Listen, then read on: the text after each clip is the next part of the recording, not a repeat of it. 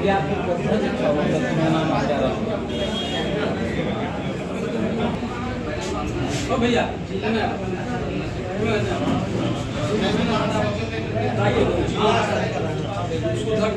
के बैठक रखा गया और किनका बैठक? ग्रामीण आवास सहायक जो जिले भर के हैं 20 प्रखंड से आए हुए हैं और उन्हीं की समस्याओं पर आज यह बैठक है कि लगातार हम लोगों ने देखा है कि कई प्रखंडों में प्रखंड विकास पदाधिकारी के द्वारा, माननीय उप विकास आयुक्त महोदय के द्वारा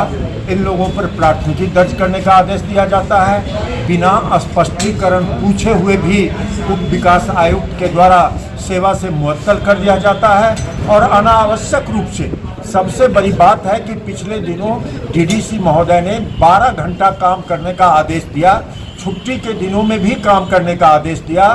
और डीडीसी तो डीडीसी, उनके जो वीडियो हैं, वीडियो ने उस 12 घंटे को डीडीसी का उदाहरण देते हुए कहा कि 14 घंटा लिखित रूप से दिया कि आदेश कर्मचारियों को 14 घंटा काम करना पड़ेगा और जो कार्यालय में रह करके डाटा एंट्री ऑपरेटर या सुपरवाइजर जो लोग काम कर रहे थे वो रात के 12 बजे तक भी काम करते हुए उनका वीडियो वायरल हुआ है। लेकिन यहाँ जो व्यवस्था है प्रशासन का वो तानाशाही व्यवस्था के तहत चल रहा है और कल तक भी डीडीसी थे अखिलेश बाबू, एक भी कर्मचारी, एक भी हमारा आवास सहायक कहीं कोई बर्खास्त नहीं हुआ था उनके कार्यकाल में। उससे पूर्व भी डीडीसी थी, कुर्सी वही है, व्यक्ति बदल गया है और सुनने में आया है कि यह व्यक्ति वीडियो को कहता है कि तुम और कर्मचारियों को भी अपशब्द कहने का, गाली देने का काम करता है और इस आशय की जानकारी हम लोगों ने जिला पदाधिकारी महोदय को 5 तारीख को मिल करके दिया है और आज जो हालात है पूरे जिले के अंतर्गत आवास सहायक को हथियार के रूप में प्रयोग किया जाता है, उन पर गलत दबाव डाला जाता है। जो काम साल भर के अंदर आवास का पूरा होना चाहिए उनको 15-15 दिन के गैपिंग पर 1.5 महीने में ही 1.5 लाख रुपया मुहैया कर देना है, इस तरह का तुगलकी मौखिक आदेश दिया जाता है। उसके बीच ये जो तमाम जो अल्प वेतन भोगी हमारे आवास सहायक हैं जिनका 12-14 हज़ार रुपया तनख्वाह मिलता है, एक कुशल मजदूर से भी कम मजदूरी मिलती है, उन पर ये तानाशाही रवैया है। और तो और ये लोग कहते हैं जब मीटिंग में जब कोई उनसे अनुरोध करने के लिए जाता है तो कहते हैं कि देखो ठीक से चलो, हम लोगों से मिल के चलो, अगर नहीं चलोगे मिल करके तो तुमको मालूम है कि नहीं किसी भी मंदिर में हिंदुस्तान के अंतर्गत शेर का बलि नहीं पड़ता है,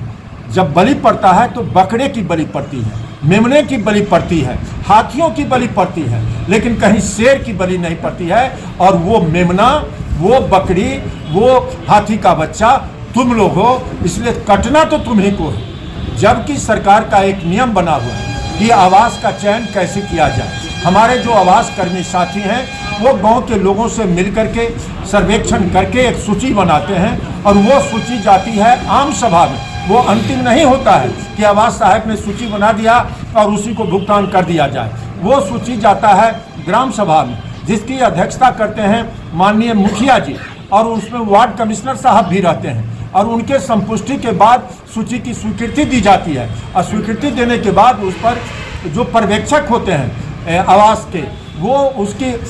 का चेकिंग करते हैं और फिर उसमें 10% प्रखंड विकास पदाधिकारी के द्वारा चेकिंग किया जाता है। लेकिन नतीजा क्या है कि जब बारी आती है कि फलाने को पक्का का मकान मिल गया, पक्का का मकान मिल गया तो आवास सहायक ने जो जब सूची दिया था तो पक्का नहीं था,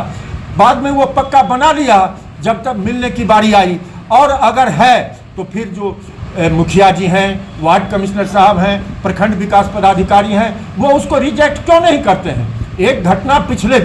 पिछले बरस की एक घटना है उजियारपुर के अंतर्गत, एक आवास सहायक की बदली होती है, दूसरा आवास सहायक आता है और वो उसमें से 17 आदमी को कहता है कि इनको नहीं मिलना चाहिए। डीडीसी महोदय का मौखिक आदेश होता है और बीडीओ साहब का कि फिर से एक ग्राम सभा में इसको ले जाया जाए और ग्राम सभा बैठती है और कहती है कि नहीं सब जायज है, सबको भुगतान कर दिया जाए और फिर उसकी स्वीकृति मिल जाती है और उसका भुगतान हो जाता है। अब सवाल उठता है कि अब अभी अखबार में प्रिंट मीडिया में हम लोगों ने देखा कि उजियारपुर के अंतर्गत एक मामला आता है, FIR एक अस्त्र का प्रयोग इस भ्रष्ट व्यवस्था में किया जा रहा है कि प्राथमिकी कर दी जाती है, पैसा अगर मिल गया बीडीओ साहब को प्राथमिकी वापस ले ली जाती है, और अगर नहीं मिलता है तो प्राथमिकी करके कहा जाता है कि सबको भेज देंगे जेल, कोई नहीं बचेगा, और मुद्रा विमोचन हो जाता है तो कोई प्रॉब्लम नहीं है, सब कुछ ठीक ठाक है, सब कुछ अच्छा है। ये स्थिति आज इस जिले की है और समस्तीपुर जिला आज अपने को कलंकित महसूस कर रहा है इन पदाधिकारियों के कारनामों से, और जिस तरह से भ्रष्टाचार के साथ ये लोग खिलवाड़ कर रहे हैं, ये लोग लूट रहे हैं और कर्मचारियों को बर्खास्त कर रहे हैं। आवास कर्मी आज पिछले 3 दिनों से धरना सत्याग्रह उजियारपुर में चला रहे हैं, जो प्रिंट मीडिया में है और सारे लोग जानते हैं, लेकिन यहाँ की